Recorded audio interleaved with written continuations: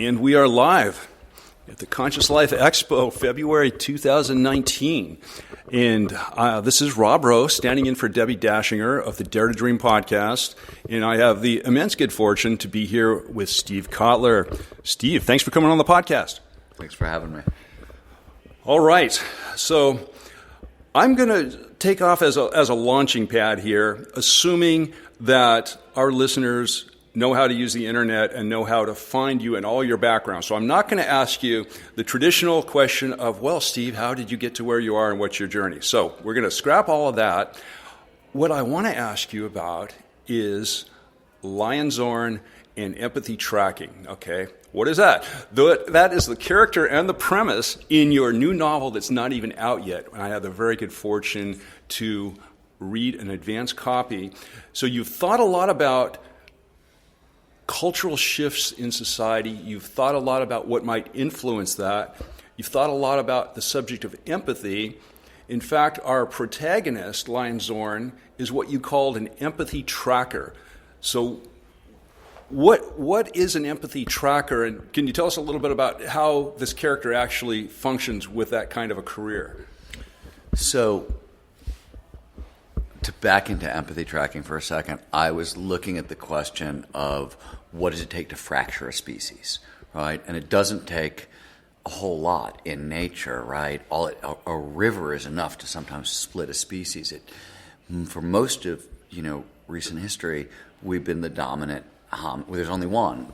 Homo sapiens were the only dominant hominid species, but throughout history there were lots, and so there's a bunch of different forces, whether it's genetic engineering, whether it's the fact that we're going to go into space for the first time this century, et cetera, that are going to start exerting those kinds of pressures. One of the things that was really interesting to me, and this is the story that I tell in the book, is that as a general rule, people who are on the spectrum didn't reproduce a lot, so that talent stayed within kind of the human function. But with Silicon Valley, people who are on the spectrum are prized, right? Usually for their whiz-bang math skills, and the social stuff is tolerated, right?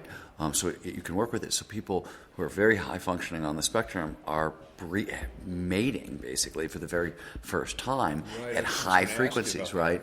So a couple of generations from now, right? Like I was interested in the book I talk about, because there's a lot of Frank Herbert references, and we're like mentats, which are his logic bomb, walking computers. How would you get that? Well, you would take math whizzes who are on the spectrum and breed them together for a bunch of generations, and you could start to produce something along those lines. So that's one.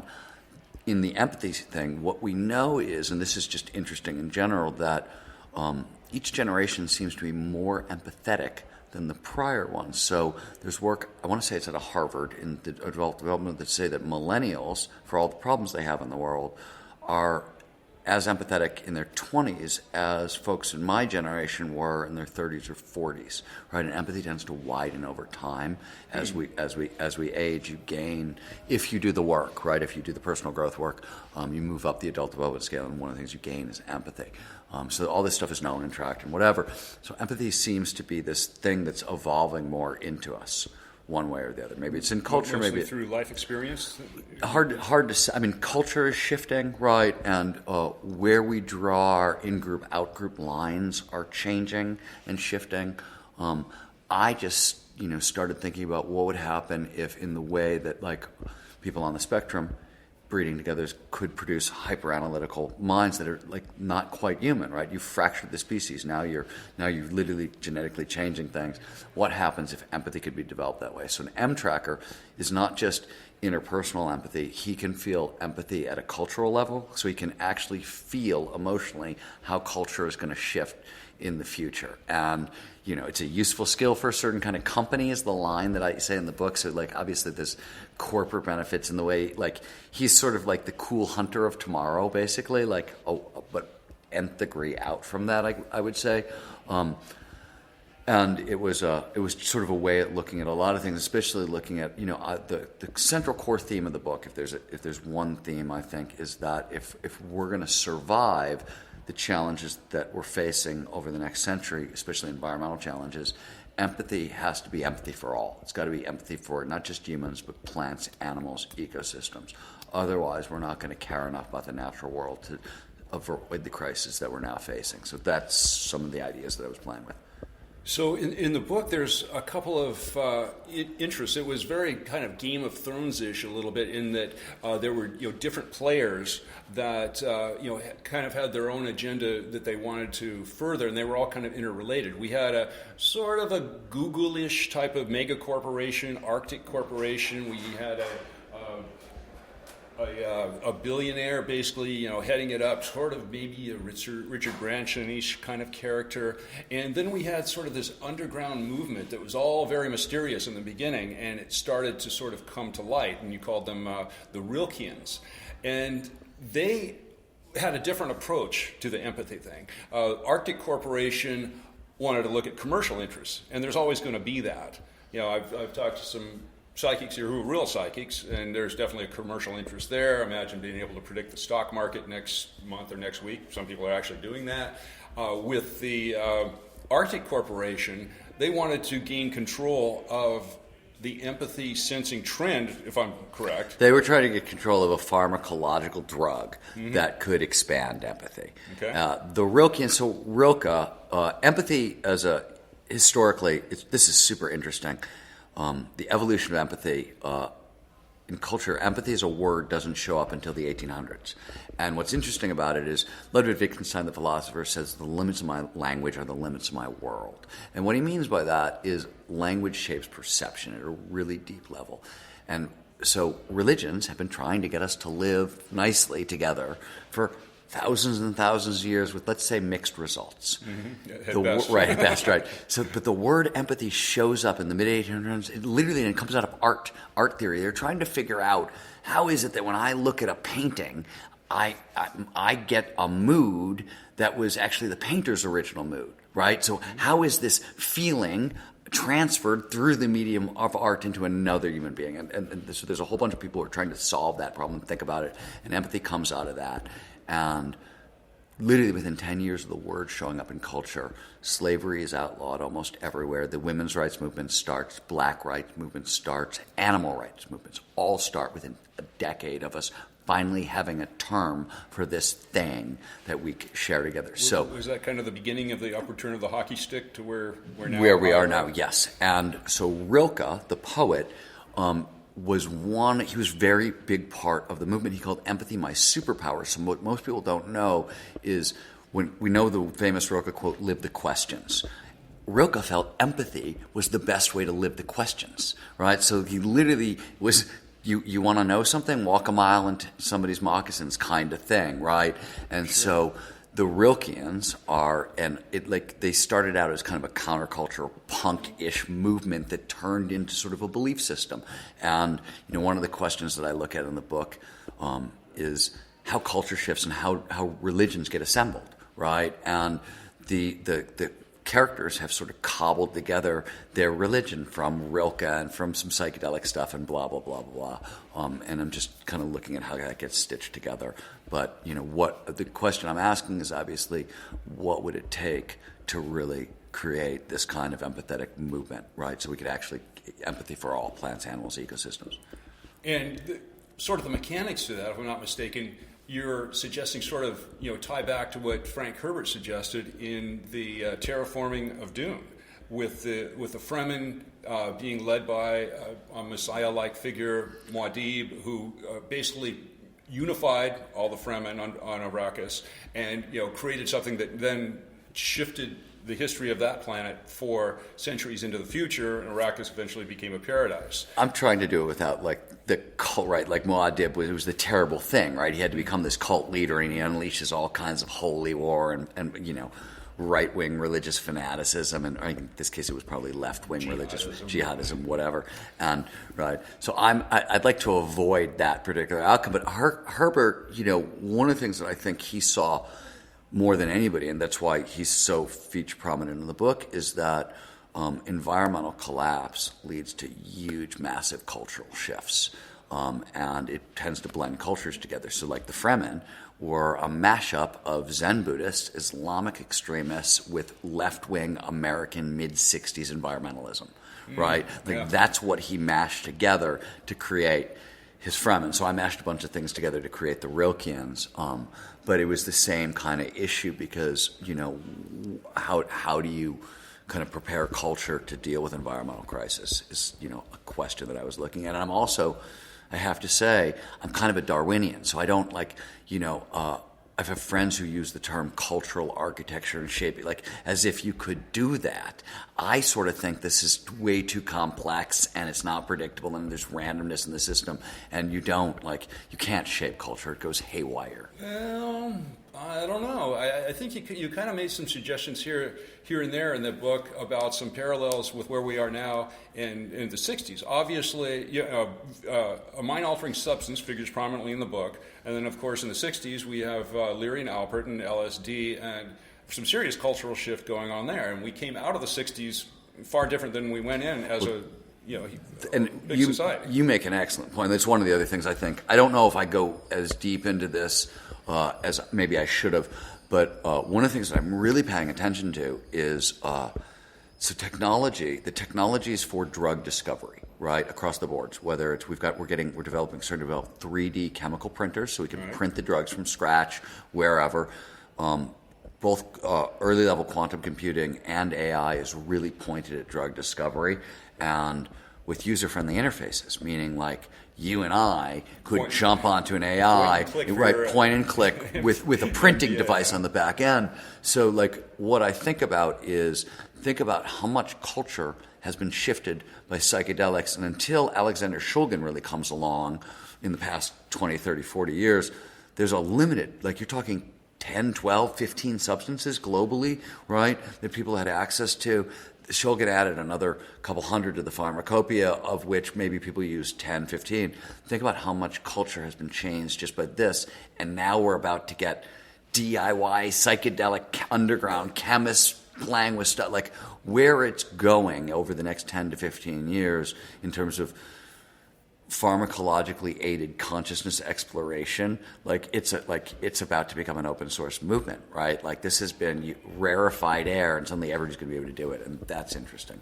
Well, you had mentioned in your acknowledgments that you are personally aware of chemists at this time experimenting and maybe getting close to success with mind-altering substances that can actually affect empathy.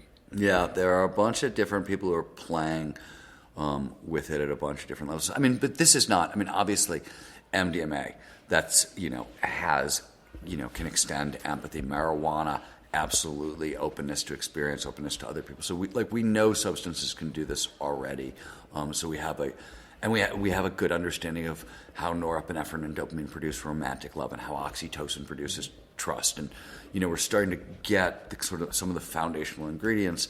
So this, that work is going on and people are extending it out. I did a story for Rolling Stone back in the 90s about a bunch of biker chemists who had found a way to create a hallucinogen that you only hallucinated in smells. Everything else stayed normal, but your smells, oh my God. Yeah. So that was back in the 90s. So the cutting edge of this stuff is really cutting edge, and it's right now. The recipes are open source, it's all available. So it's really, I'm really interested in how that's going to impact culture. And in fact, in the new book I'm working on with Peter Diamandis, nonfiction books about exponential technology and what's coming. At the end of the book, it's the next 10 years that we're looking at. So a lot of the world that Last Tango is set in, where did it come from? Well, it came from the actual hard research Peter and I have been doing on disruptive technology and what's coming in the next 10 years. At the end of the book, we look 100 years out. And I talk about the 5 great migrations that I think are going to start unfolding over the next 100 years. And, obvious space being one of them. But another one is into interior spaces, because we're getting so good at the technology and the pharmacology of state shifting and these experiences that it's going to start unlocking all kinds of wormholes. Maybe not for the better, but we're going there. Well, there are maybe some certain parallels to the 60s, Leary and Albert and LSD, but there's some things that are very different. We've got psychedelic use coming from individuals and companies even, and promotion by individuals that have very, very large resources. We've got, I understand even sometimes people say 80% of Silicon Valley is microdosing on psilocybin or LSD. So how does that bode for the kind of cultural shift when we have kind of more of a top-down awareness? There's obviously a huge psychedelic renaissance going on. We were talking earlier about Michael Pollan's work in using psychedelics. I think it's pretty much common knowledge by now. It has extremely beneficial effects on addiction, PTSD, end-of-life depression, opiate addiction with ibogaine, things like that. But the big question is, what effects, used responsibly, used in a controlled environment, can mind-altering substances affect a average or above average person who wants to be exceptional? Where do you see that going? So, I think that 80% number is massively overstated, by the way. I've never heard it that high. There is a lot of microdosing in Silicon Valley, but that number seems really high to me. But I actually don't know. And I also have to say that the psychedelic use that I'm seeing, 98% of it is wildly inappropriate, and, it's just drug party behavior by another name. Just because you've got a fucking shaman in the room doesn't mean it's real at all, and doesn't, shaman is a word that I don't actually think means anything. I don't even know you're right, but all that's besides the point. So what we know, and this is James Fadiman's research, right, on microdosing, so sub-perceptual doses of LSD and psilocybin produces a 200% boost in creativity in his early research. It was his microdosing study with a bunch of executives in Silicon Valley, right? And he brought together, it was 30 or 40 people who had been trying to solve a super technical challenge for 3 months. So new design of a particle accelerator, new design of a space satellite, that kind of stuff. And they did the experiment of microdosing of mescaline and LSD, and the laundry list of new products that came onto these sessions is huge. And on general, people reported a 200% boost in creativity. That's what he said. Now, that was the last real study that anybody's done on it. There are a lot of people who are poking at this again. But it's really, my organization, the Flow Research Collective, have teamed up with a CBD cannabis THC company because we're looking at cannabis creativity and flow states as a way to improve performance. And it's everybody in this community on the research side. And you're right, there's amazing sober research that's been done, and these chemicals are incredibly useful for a treatment of all the things you listed and more. They're really scared about the high performance stuff. It makes them very, very nervous. Because it's not it's one thing when you're curing PTSD or end-of-life anxiety. These are intractable conditions with, or OCD, which is another one that psilocybin has been promising, cluster headaches. All these conditions are devastating to people. That's one thing, and there's a whole regulatory structure meant to deal with it. But performance enhancement, everybody's really nervous about it. It's certainly going on, and more research is coming. And, for example, at my last organization, the Flow Genome Project, we teamed up with Imperial College in London, where Robin Carter-Harris's lab is, where they're doing all the fMRI work on psychedelics, really great work. And we teamed up to look at a comparison between flow states, being the zone runners, that stuff, and psychedelic experiences. Just sort of comparison and contrast baseline. But what we're trying to get at is, what is the ultimate innovation protocol? Say you need to be creative, you're trying to solve a really hard work challenge. What is the best blend of, say, kind of flow state shifting technologies with maybe a pharmacological technology, with maybe a respiration mindfulness technology? How do these things stack together?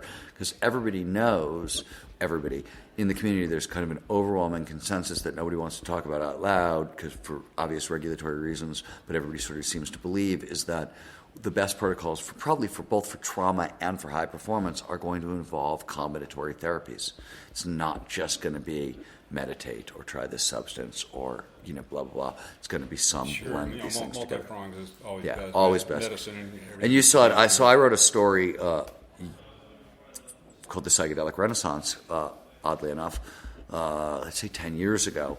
And it was the underground. It was right at the beginning of where all this research started to get really real again. Roland Griffith at Hopkins has done his work. A couple other people had done their work. But I spent time with an underground psychedelic therapist who was doing end-of-life work with multiple, cannabis, MDMA, psilocybin, LSD, meditation. He was that sort of thing, and very effective, very underground. But obviously, this is becoming more and more mainstream. So I think we're getting to combinatory therapies. And I think we're going to see it in high performance as well. I just think it makes people nervous, but clearly certain things, and it's not across the board, right? Like these are very specific substances to solve very specific problems with. And they work well for certain kinds of things, and microdosing works well for certain kinds of things. And there's heroic doses, right? Sure. And that seems to work well for certain kinds of things as well. But it's really, really clear, I think, that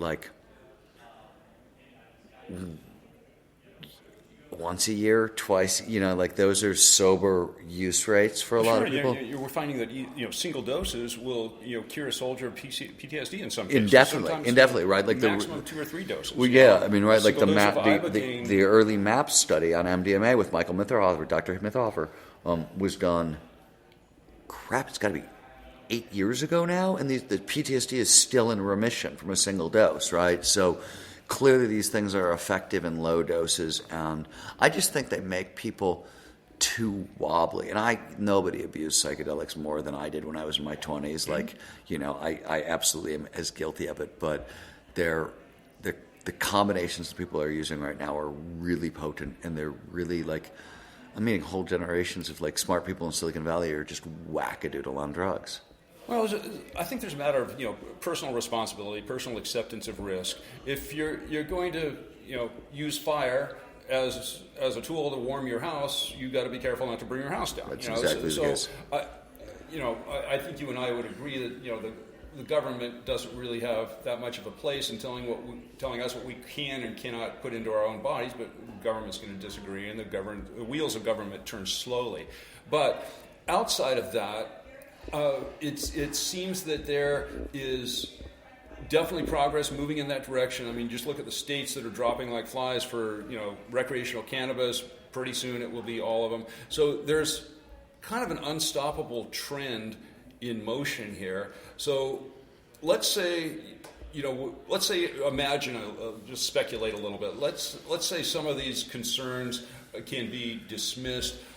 What does it really look like for somebody maybe who's interested in flow, maybe a technologist, a scientist somehow, maybe an extreme athlete, if they wanted to bring a mind-altering substance into their protocol just to push the envelope and do it in a responsible fashion?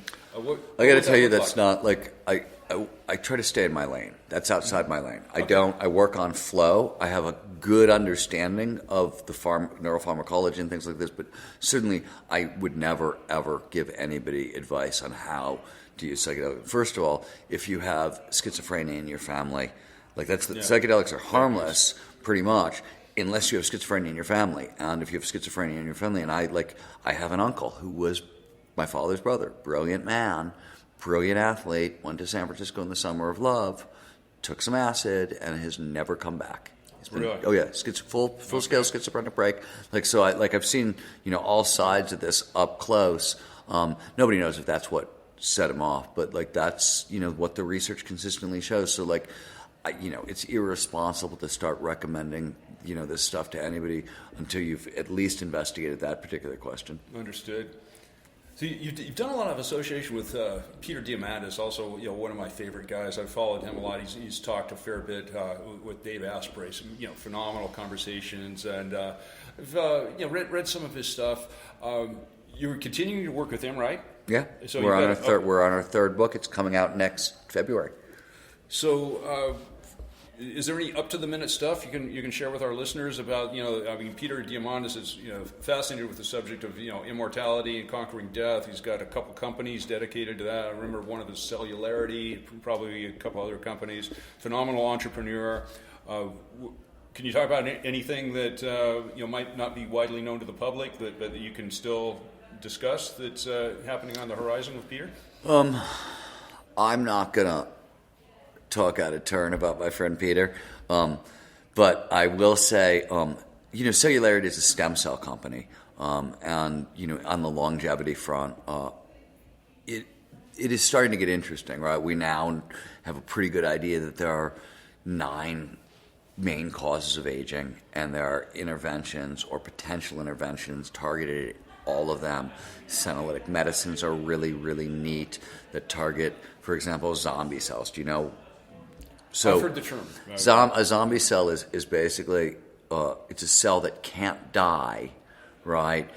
But it won't. It stops functioning and it can't die. And so what happens is first of all, it's like rotten strawberry. It will infect the cells around it, like mold spreads in a fruit basket, and they're just zombie cells, right? They're not dead, not alive, and they cause massive amounts of inflammation, which is one of the main causes of death. So there's a whole slew of medicines that are targeting that. Peter Cellularity is a stem cell company where I think over the next 10 years, stem cells get real, right? Like I wrote about stem cells back in the 90s when there was a new technology, and then it was essentially a right to life argument, right? It wasn't, nobody could forget about cellular medicine, like we were still fighting right to life stuff.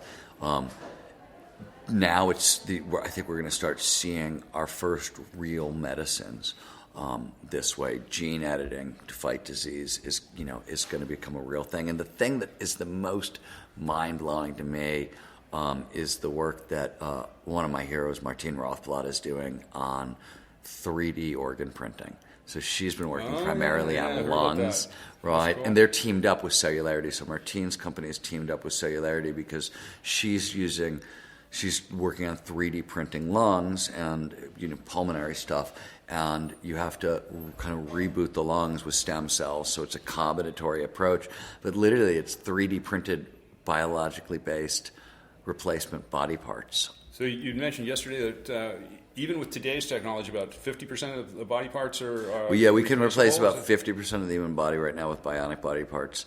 So an arm or a leg, a foot. I've seen. Something I remember talking about, somebody that had like a mechanical hand, almost like Terminator. Yeah, you got to understand, like fingers, you can that sort of 3D print. So, I'm gonna screw up his name. Oh, it's not coming to me. I tell a story in bold about a young boy born without a left arm, and he went to a summer camp in San Francisco. He was 10, 12, 14-year-old Aiden Robinson. His name is Aiden Robinson.